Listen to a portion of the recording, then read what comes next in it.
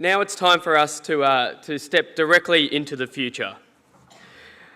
If software really is eating the world, what new business models will be successful?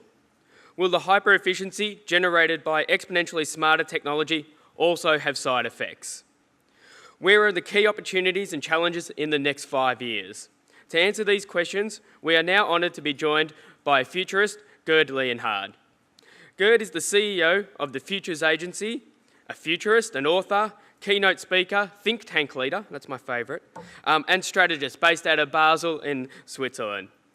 Gerd is the co-author of 5 best-selling books, including The Future of Music. Gerd is also the host of The Future Show and Meeting of the Minds.tv. In 2006, the Wall Street Journal called Gerd one of the leading media futurists in the world.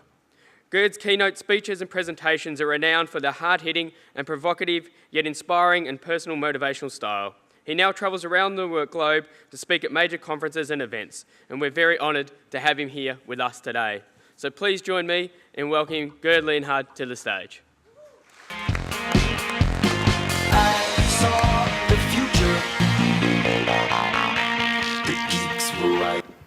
All right, thanks very much. A really great pleasure to be here. The future.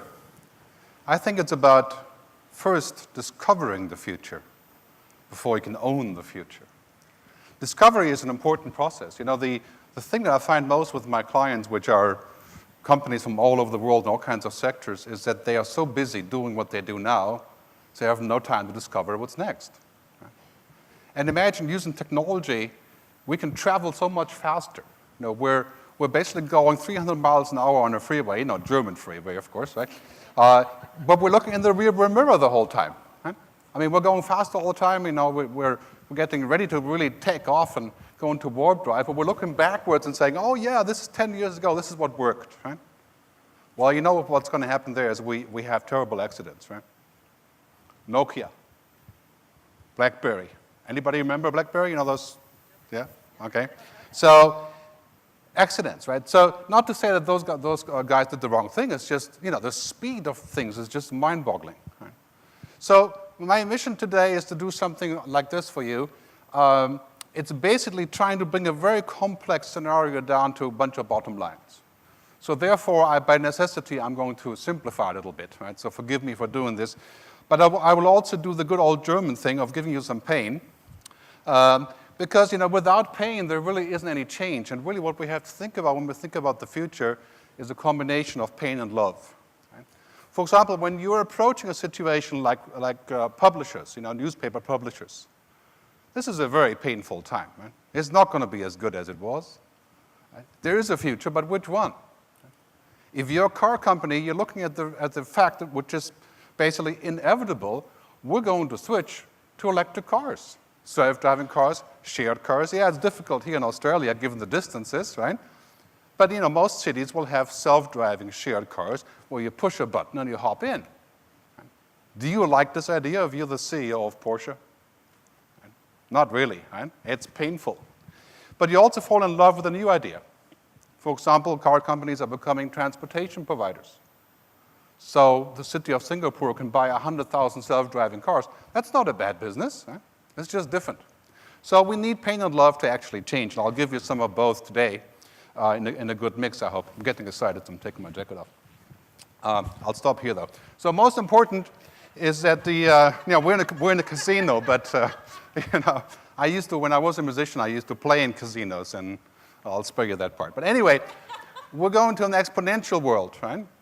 And this is really mind-boggling when you see what's happening in terms of being exponential. Moore's law, which Metcalfe's law, a bunch of other laws in this regard. Our society is exploding with innovation. We're going to solve major problems. Computer intelligence, sentient machines, right? Machines that can think, nanobots in our bloodstream. This is all like science fiction stuff, right? Blade Runner and so on. It's becoming true. I'll show you some examples. So you wouldn't believe all the stuff that we have actually solved in the last couple of years. So we're going to see things like, that are essentially at this takeoff point. I think Australia is right at this pivot point. So when you count exponentially, you're counting 1, 2, 4, 8, and so on. But the first couple steps are kind of the same. 1, 2, 3. It's almost the same in 1, 2, 4. But when you get to 4, the next step is 8, not 5. And that's where we are right now. So you think the world is a crazy place? Right? Software is eating the world. Give it 18 months, right? Twice as fast, twice as powerful, 100 times as cheap. I have more computing power in my iPhone than the President of the United States 15 years ago. I mean, it's mind-boggling what we're seeing here. And so basically what we're seeing, an example like WhatsApp, which all of you I'm sure are using, right? 600 million users. Right? And what happens with WhatsApp? Now they're becoming, now that they're part of Facebook, they actually changed the telecom economy. $300 million a day is made with SMS at the telcos. What's going to happen to that money? Well, do you need SMS when you have WhatsApp? And the answer is probably not. So that's real disruptive to everyone. Great book that's coming out from the Singularity University and Peter Diamandis is a book called Exponential Organizations. That's the first thought I want you to take home, right? How do you become an exponential organization? Like following that stick, right? Because humans are not exponential. You're not going to think faster because you tweet. Right? You're not going to be any quicker with your brain memorizing the entire universe of information. That's not possible. IBM Watson can do that, right? We can't do that. We are linear for the time being, right? Hopefully for quite some time. But our organizations have to be exponential. They have to be faster, more agile, right? More adaptable, more innovative. So William Gibson said, very important science fiction writer, of course, you know, pattern recognition. The future is already here. It's just unevenly distributed. And if you're in the software business, the tech business, you have to distribute more of the future to yourself. You have to understand what's happening before your client does. And you have to be one step ahead. Here's an example, which some of you may know. Skype is now breaking the barrier of languages.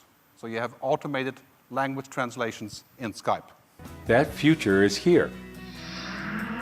With a Skype translator, it all starts just as with any other Skype call. You just call someone. But now the difference is the person you're calling doesn't have to speak your language. Die ich dir gestern geschickt habe. But I wanted to talk to you about the email that I sent you yesterday. Brauchst du noch irgendwelche Änderungen? Do you need any changes? There was one thing though. Could you change the green to a lighter shade? Könnten Sie das Grün durch einen helleren Farbton ändern? Well, you get the message, right? You think this is science fiction? Skype is rolling this out now. And very soon, we're going to have automated translation of just about anything. Marketing materials, videos, newspapers, right? You know, Google Translate is not exactly a hot item, right? But they have improved it. The unbelievable. Docomo in Japan has an app where you can speak in German. It comes out in real-time Japanese like a second later. And you can have a conversation with your date, you know, Japanese date for that matter, in German to Japanese, right? It works. There's an app called Say Hi that you may know. That is a primitive version of this, right? So language problem solved. Will your kids actually learn languages? That's an interesting question, right? When they can do this. If you can implant that in your head, maybe you don't have to learn languages. So the bottom line is, everything is becoming connected. That's for good or for bad. You know, sometimes we worry about this, you know, surveillance. Yes, we scan, right? We can do all of that stuff, right? We can save everything. We can monitor everybody. That's kind of a drawback of this world of being connected, right? But at the same time, being connected has vast potential at solving global problems. Food, information, education, online education, environmental control. Right? A combination of the Internet of Things, you know, connecting environmental controls with renewable energy can solve global warming. Right? That's possible. Together with an attitude, of course, of conservation. Right? But if we're looking at this future, then we're looking at stuff like connected traffic lights. Very simple. Saves 15% of gas. Los Angeles, ever since I rolled this out, all the drivers are saving 10 to 12% of gas in average because of connected traffic lights. The connected home, you can run your air condition while you're in the car. Right? You don't have to keep it on cold the entire day. Just on the way home, you switch it on through your app. Could somebody hack this? Yes, of course. And lots of people will try to do that, right? So we need security there. That's mandatory. Huh? But this connectivity is mind-boggling. So very simple, looking at a world like this, you know, software, apps, big data, artificial intelligence. It's all interconnected. We can't keep them separate. You know about big data, that this is the sort of biggest keyword, this year and last year is big data. The year before that, you guess what it was? Social media, whatever that is, right? Now big data is the big deal. But most people, they only use about 0.5% of all the data, of all the big, huge, giant data they have, right? Because they don't know what to do with it. There's no intelligence. And you can do stuff like you can look at your data and you say, I have proof that the more people that use Internet Explorer, the less crime we have. Right? This is the kind of things that people come up with. That's big data, right? That's big stupidity. Right? But you combine all these things, you have this kind of interdependence. Right? In other words, it's not enough to be good at programming, engineering, or software. Right? There's a social part here, there's a human part, there's understanding interfaces, design. Right? All these things are coming together. So what that means for you guys is the end of silos. The tech guys over here, marketing guys over here, financial people over there, the sales people, some here, over there. Right? It's all the same thing now. The best products are those that have intelligence built into the product. That's why the Nike running shoe is so great. Right? Connects to your iPad, connects to the internet, you can compare running data. If you're into that sort of thing, it's cool. Right? So now we have things like through smart devices, we can connect to a whole different world. One example would be iBeacon, which is an amazing technology where you go into a store, you can discover things that you've always wanted to look at, but it's interactively connected. Recently announced iOS 7 with iBeacons. Put anywhere in the physical world, they broadcast context and location to all compatible phones and smart devices in range. Phones can now automatically pick up the signal and trigger contextual actions designed by business owners. Customers can enjoy a seamless experience with more information. Yeah, you may think this is sort of a marketing gimmick, right? Well, in a way it is, of course, right? Because we want to sell stuff, right? But what it does, it connects your most intimate device, your mobile phone, with things on location. There's huge potential for retailers and for connecting the online and the offline worlds, whatever they will be in the future. One of the results of this is that we are not going to live in a world where we are protected under a dome. Right? I mean, I worked in the music business for a long time. I used to be a musician, producer. Then I had the misfortune to work in the music business and try to help them to understand the internet, which is a lost mission, of course, as you know. So they sort of perceive their world to be an isolated place. Right? Only 4 companies in the world control the music business. Whatever they say is what goes, and nobody cares what the consumer actually wants. Right? You get the right lobbies to figure out your rights and your legal situation. But the future really is about this. Right? It's about being interconnected. You cannot be successful without building an ecosystem. You cannot own the world, right? You can be a big fish in a big pond, but you can't be the only fish. Right? This is interconnected, an ecosystem, right? A shift towards this. Best example is one of my favorite companies in the world, the Tesla car company. You know what they do is they're building an ecosystem of electric cars. They've published all of their patents. Any company, any competitor can use all of the patents that Tesla has cooked up for the last 10 years for free. Tell that to the pharma companies, right? The big medical companies. So interdependent ecosystem, that's really what we're looking at. And this is painful, right? Because you can't own every piece of this giant wheel. You have to actually collaborate.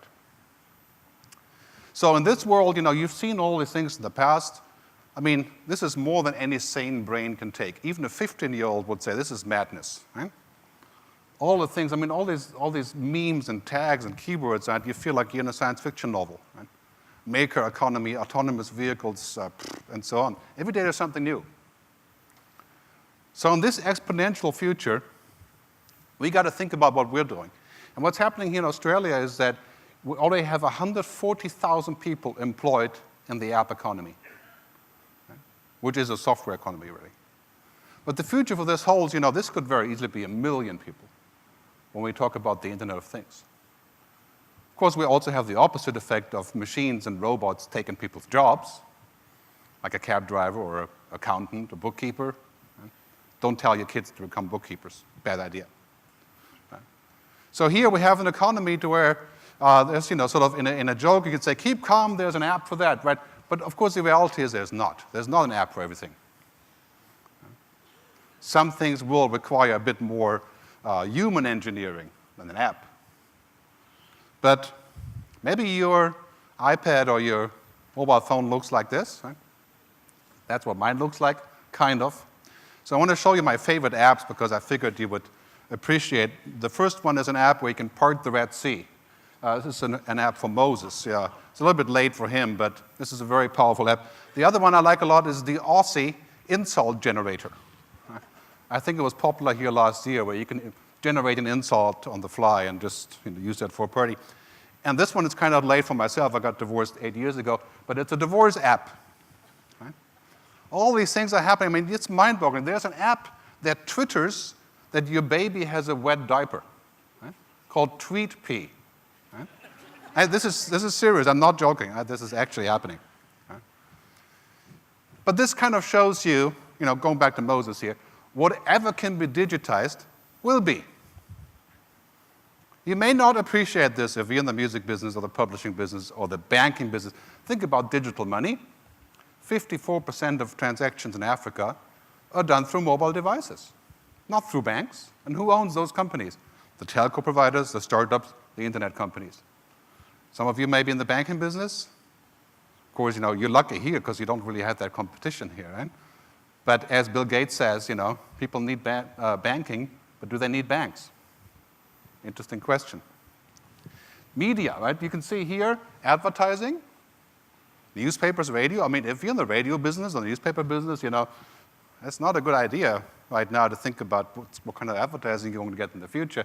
The total media ad spend is moving towards mobile and digital. Australia is actually a leader in mobile advertising, as is, of course, Indonesia. Then we have automation. The Google self-driving car, latest edition here, right? Brings us to the second rule: anything that can be automated will be.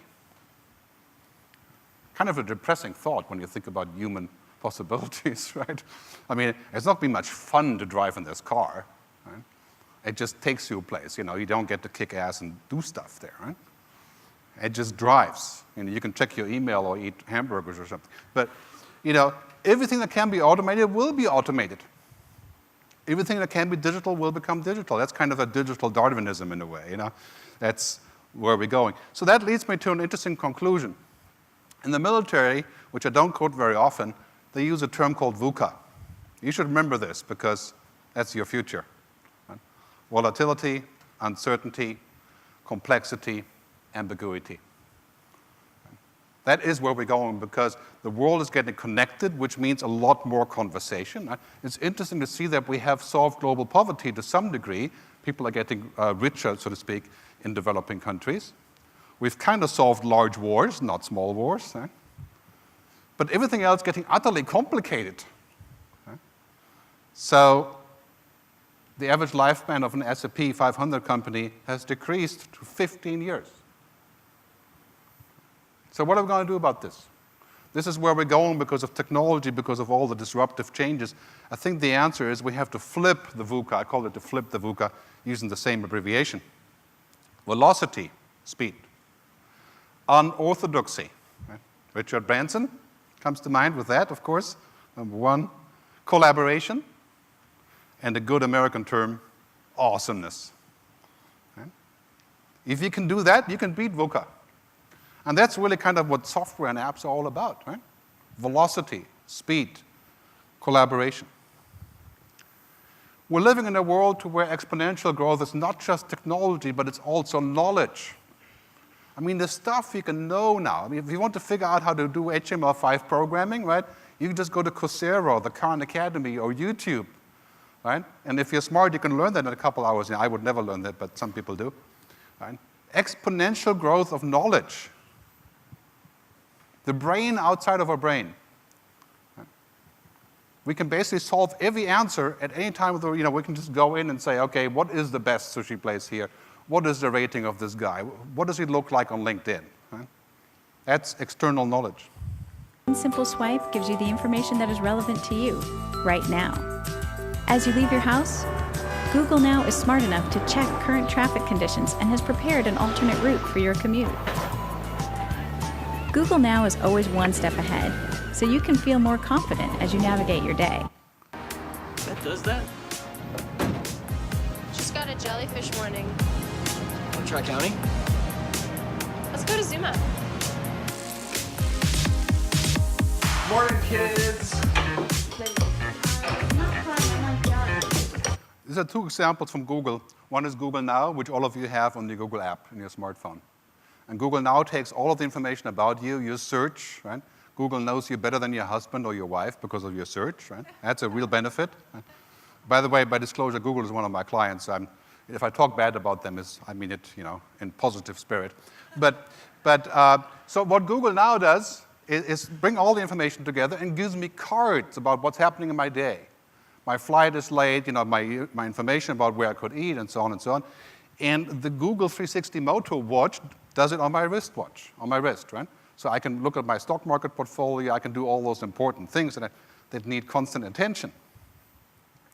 So in a way, my brain is outsourced to my mobile device. And that's becoming kind of a standard. It's a scary thought, but this is kind of where we're going. That's good and it's bad.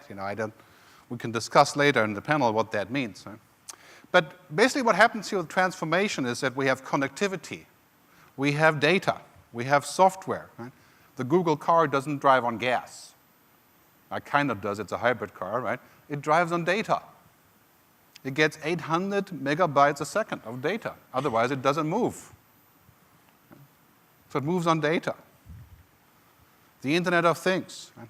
And ultimately, there's a company called Narrative Science that has robot journalists.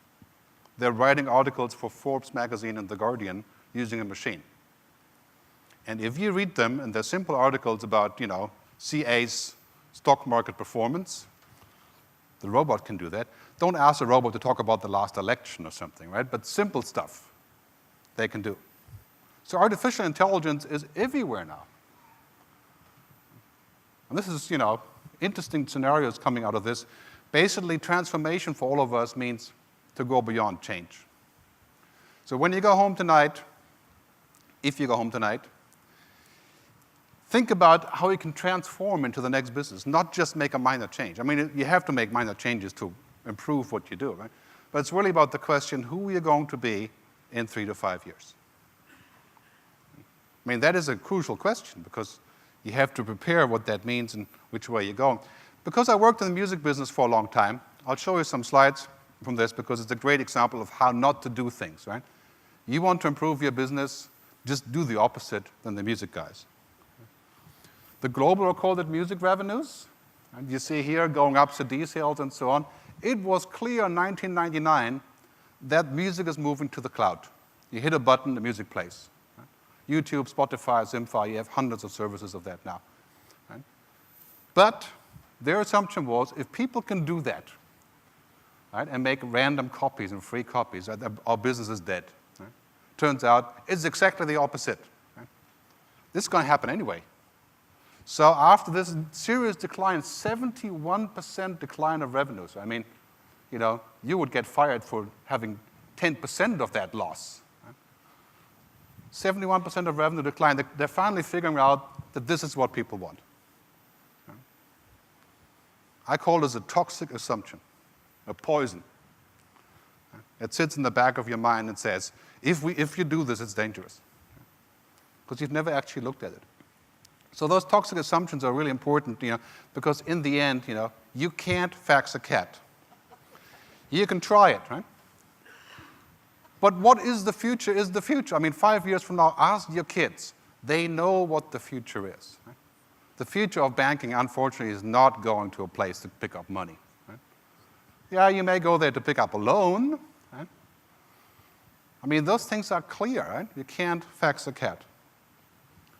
So the key question really is that you have to ask yourself, whether you're in the travel business or banking or oil or mining or whatever, is your business digitally contestable?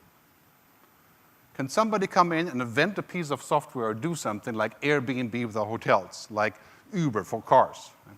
Like Dropbox? Can they invent something really viral Like if you're in the movie business, you have to face the fact that only an idiot would buy a DVD now. Sorry, yeah. Some people still do. Like, I buy some DVDs, right? So, I mean, if you're looking at this fact, this used to be about 70% of the revenues of the movie companies were DVDs. And now what do we do now? BBC iPlayer, Hulu, tunneling, IP tunneling, Netflix, whatever you do to do that, mostly legal or illegal, doesn't really matter. Right? In the end, you're paying a fraction of that now. And that's reality. You can't go back and say, you know what, I don't really like this idea. We want you to spend $25 for each DVD and then have them region coded. You can't watch them in Hong Kong, right? Whatever the deal is. If you are digitally contestable, you have to face it. Uber is a great example. I don't know if you know Uber. It's an on-demand taxi ride service that's peer-to-peer with independent contractors that you use through the app. You just hit the button and people turn up. So there's been lots of global unrest about Uber. In fact, it was just outlawed in Berlin last week for insurance, I would say lobby reasons. But the bottom line is this, right? If you're managing dissatisfaction, like most taxi drivers are, right? We're essentially not that satisfied with them, but what else are we going to do, right? Go to New York to figure this out. Managed dissatisfaction is not a sustainable business model. So a good exercise for your company is to go home and say, okay, let me look at all those things in my company that are sort of dissatisfying, that we're sort of navigating around, and then eradicate each one of them. That's what Amazon is doing, for example. That's why they are so powerful. Managed dissatisfaction, not a good business model. Great example is New York Times. The world's most reputable newspaper, the best writers really, right? They decided to put a paywall. I'm sure you've experienced the paywall of the New York Times. That if you happen to like the New York Times and you have the audacity of going more than 10 times, right, they will tell you to bugger off, right? Or pay $350 to read it. The result of that is, as you can see here, total decline of homepage traffic, impending irrelevance for the biggest newspaper in the world. Right? Yeah, 1 million people are subscribing. Okay, big deal. They're not all paying $300 though. But everything else, if you look at the stats, look at these stats here, right? Advertising revenues, gone. Right? Is that a solution to the problem? Is to put up a wall? Their assumption was really quite simple. Their assumption was to say, controlling access enforces payment. Right? It's logical. Well, never mind it's logical, people don't understand the customer. You have to think about pay will, not pay wall. Right? How do I certainly get you money? By delighting you with what I do. That's what everybody else does. Right? You have to solve that problem by thinking about what people will actually do. That brings me to a very important slide, and I promise you some pain. This is the pain. I should put on my German outfit now. But technology and business, we're basically going through a development where technology is changing most of our world. Music, film, publishing, print, advertising, media, banking, mining, insurances, energy. Right? And that succession happens to all of us. If you want to look at the future, look at the music guys, and then say what's going to happen to me. So here, in that change, we're looking at a low point of this to where we have what I call the valley of death. Is technology has changed all of this, but on the other side is a great business that just haven't gotten there yet. So if you're running a newspaper, you know that there's going to be 5 billion people on the internet with mobile devices. There should be a great audience. Right? But right now, there's the old subscribers who are saying, you know what? We can read for free online. So the valley of death is an important phase. Most of the responses of people that I work with is denial. Right? And saying, oh, that's true, it's going to happen to those guys, but not to me. Because we're immune. Right? We're so good that nobody can do what we do. That's especially true for business to business, right? Because you have relationships. And that matters, right? Matters a lot. But the bottom line is we're going to have to think about building a bridge. There's only 3 things you can do here with the valley of death. One is you slim down, you bring lots of water, and you go through it. Right? And if you're lucky, you come out the other end. The second one is you deny it and you don't go, which is a certain death, really. And the third one is you transform, you build a bridge. So if you're digitally contestable, you have to figure out how to build a bridge. That's our mission using software, using apps. I mean, apps are an interesting exercise in this, because sometimes we can bridge something and find out what people actually want. Right? And we get feedback from people, and actually we can mind the gap and move forward into that new world. Right? For example, with money. This company called TransferWise. Right? If you want to send money to the US, to your son or whatever, this will cost you $1. If I send money from Switzerland with Credit Suisse, $30 fee. Right? 3 days it takes. Why? Right? This is managed dissatisfaction, plain and simple. They do it because they can. Not a good idea, right? That is not a good future-proof business. If you're in the book business, you know where this is going. Right? Yes, people will be printing because they want to collect stuff. Right? But the future isn't in printing. Digital textbooks will allow all students to go online, have a pad, a mobile device for $5, and read and learn anything attached to the cloud. So digitization, automation, fragmentation. And that's kind of hyper-efficient. I say hyper-efficient because it's like ultra-efficient, right? Probably a little bit too efficient sometimes, in the sense that it's not really human sometimes to be that efficient as technology can do. And that creates other challenges. So Jeff Bezos, the CEO of Amazon, has a great motto, and he lives by this. Right? It's amazing what he does. Proactively delighting customers earns trust. So his number one motto is delighting customers. Nothing else matters. Right? You go back to the boardroom and say, is this going to be a delight to our customers? Otherwise, screw it. Right? Because you don't need it. Amazon has on their new box has a button. Right? I think this one is called the Mayday. It's called the Mayday button. You hit the button if you have a problem on the Kindle, and you get a live video connection, a live person, not a robot. Amazon launched a music service. Guess what? It's free for all of the Prime customers. They launched a video service. Guess what? They don't charge me. It's free. And how can they do that? Well, they have the licenses anyway, right? They don't have to pay extra for me to be free from me. And this is the result of Amazon's strategy, right? Killing every single category. Customer delight. And how can you have customer delight? Through software and through apps, right? Well, apps are kind of the vehicle for customer delight, right? Because that's what we all are now using to interact and to get back with people. And software is eating the world, was said earlier, moving from television in a box that we surf through. And our kids are now thinking of television as the cloud. I mean, ask your kids, anybody under 20, television isn't a hardware piece, right? It's a click. And books are digital. Right? And this is me with my old car. Cars are becoming digital, right? Sharing, renting, all these things. I mean, this is not a bad thing. It's just a huge change if you're a car company, right? So, I mean, there's lots of business in this, but, the future of the car clearly is going to be one of those things. Right? Yeah, we'll have people driving fancy cars by themselves, but it'll get harder and harder and harder, right, to actually do that. Maybe we can do that somewhere out in the bush. So what happens here is that digital devices and services and platforms are moving in on us. We're going from carrying stuff to wearing it on our wristwatch or Google Glass, right?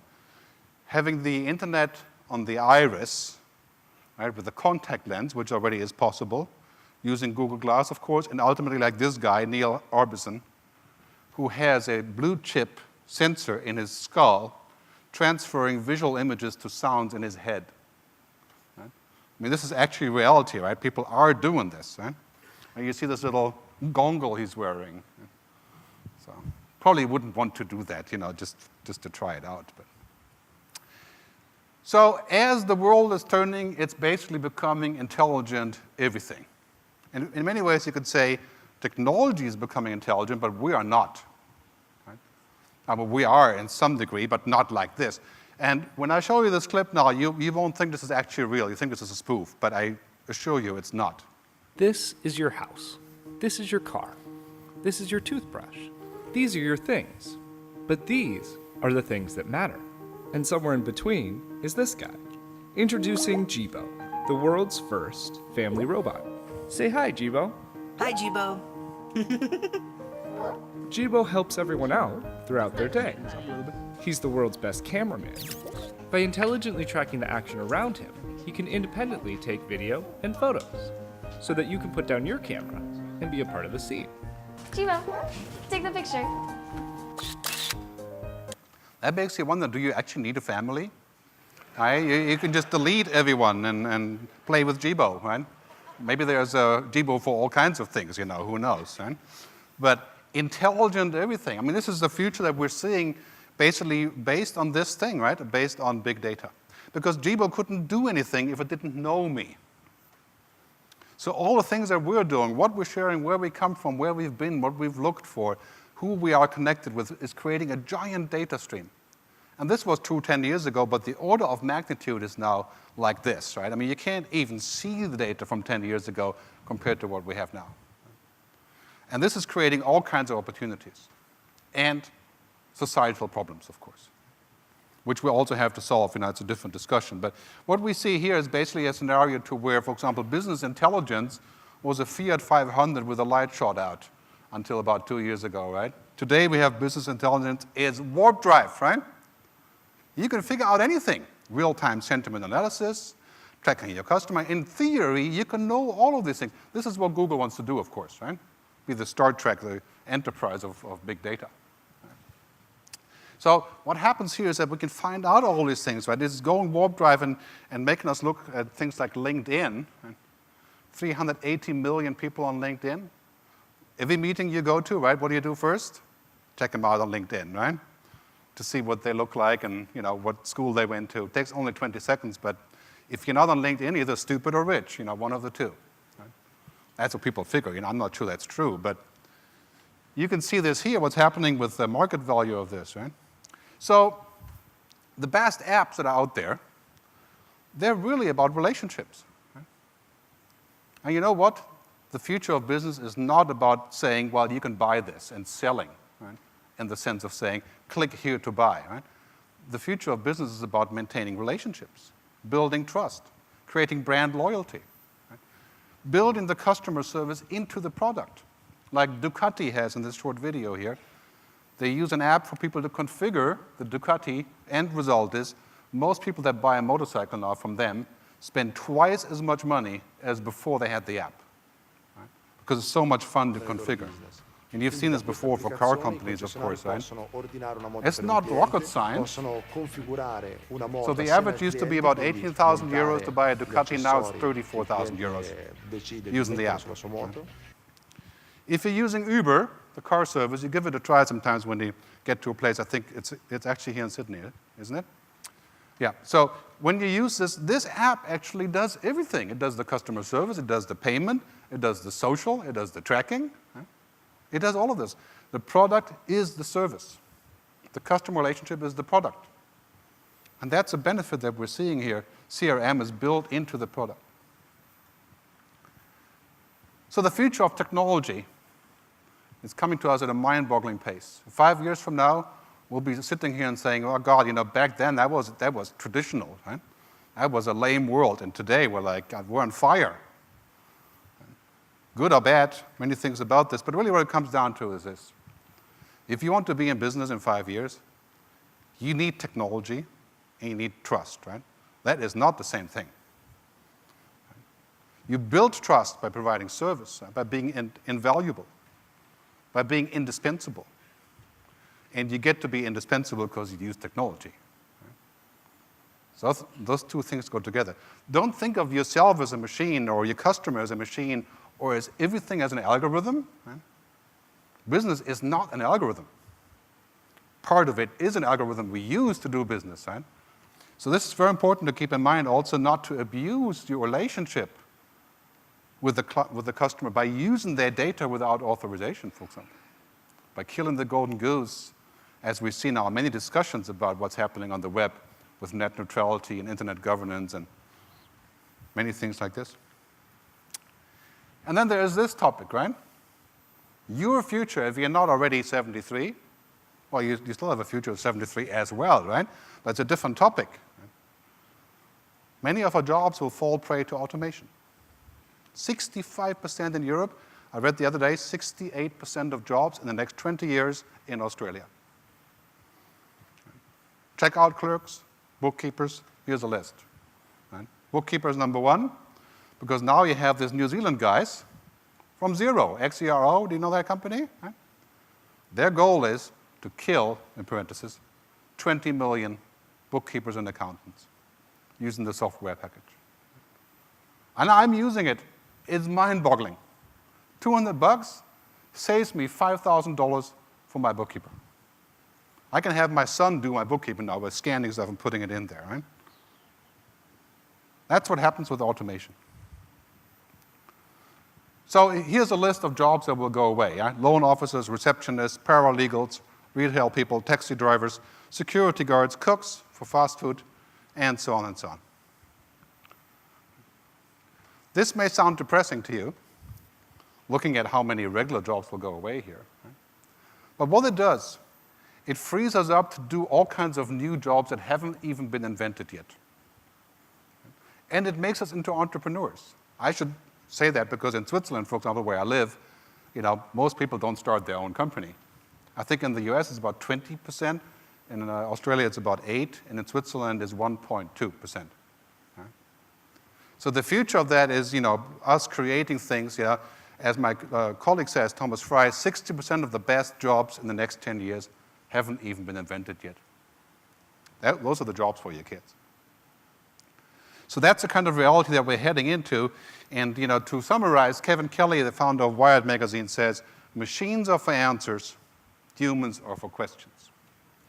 In other words, you could say software is for solutions and for answers. Humans are for discussions, for creativity, for imagination, for questions. It's not either or. You do have to have both. Right? They work together quite nicely. I always say that algorithms, this is an artificial word called a portmanteau, or whatever that is called actually, a neologism, right? A humorism.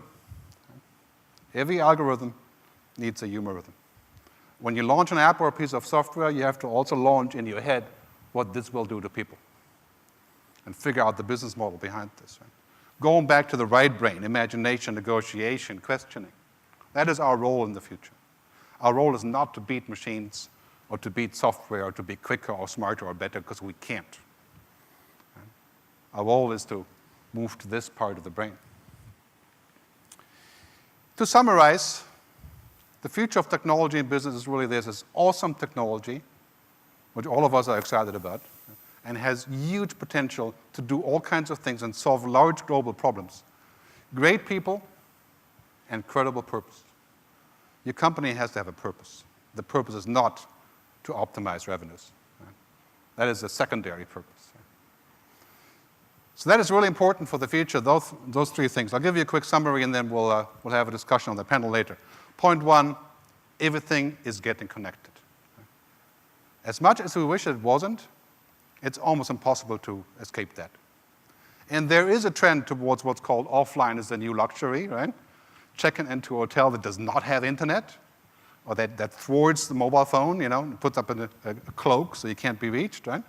Those things are happening. That's not bad, but everything is getting connected. That is our future. Interdependence. Right? If you're in the tech business, you're actually also in the marketing business. Right? You're in the art, in the product development business. You're in the PR business. Right? You have to think of all these things as part of the product. The valley of death. Be honest with yourself. Looking at your business and saying, or at yourself as a person and saying, what I'm doing used to be great, and there's something else great over here, but how do I get over there? Don't deny the valley of death, because what happens is you get sucked in deeper and deeper, like the music business or the news business, the publishing business, by saying, this is not going to happen to me because I'm so great. That's unlikely, except for futurists, of course. So the other thing is manage dissatisfaction. I mean, look at your business and saying, I looked at my business the other day saying, oh man, there's a lot of dissatisfaction. I never noticed. because we're managing it very nicely. Up come companies who don't do that. Netflix comes up and says, you know what? Forget the cable guys. $10 a month, you can do anything you want. Now what happens is if a kid moves out of the house, when they're 20 or so, they never subscribe to cable. They never buy cable. They have the internet. That's it. Right? You know where this is going. I mean, clearly that's disruptive. Right? Trust and technology. The more software you have, the more apps you have, the more trust you have to build. And of course, one builds the other. Right? Because the purpose of business is to generate trust. Finally, delighting customers. I mean, that is the reason why we do everything.